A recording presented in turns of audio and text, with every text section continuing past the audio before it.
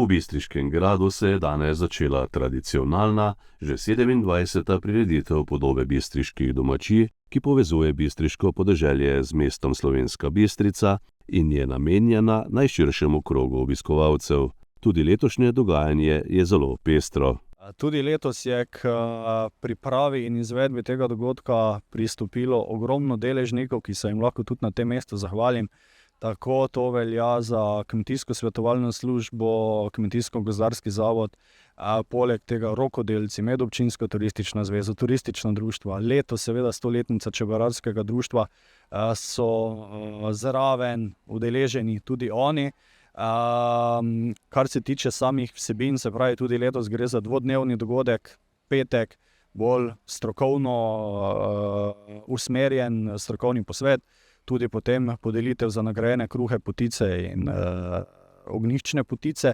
Sobota pa v Grajskem parku, kot rečeno, predstavitev društev, rokodelski praznik, kuhanje jedi iz kotlička, čebelarji se predstavijo, turistična društva in vsi ostali prej našteti se predstavijo. Tako da zopet gre za eno pestro mešanico vsega, kar se dogaja, tako kot rečemo, na našem podeželju, saj se s podobami nekako podeželje predstavi v mestu.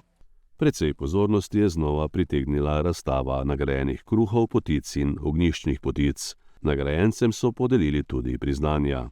Ja, moram reči, da je letos kar je bil dober odziv naših članic in vseh teh društev, ki so pač vključena v to ocenjevanje. Tako da je 51 izdelkov prišlo na ocenjevanje in vsi so bili dobro ocenjeni, tako da so dejansko tudi vsi razstavljeni.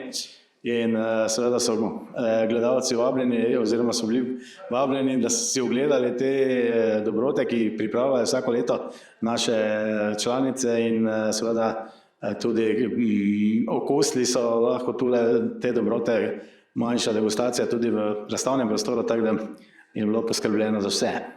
Na dvodnevni prireditvi podobe bistriških domačij zelo dejavno sodeluje tudi Center domačih in umetnostnih obrti Slovenska Bistrica.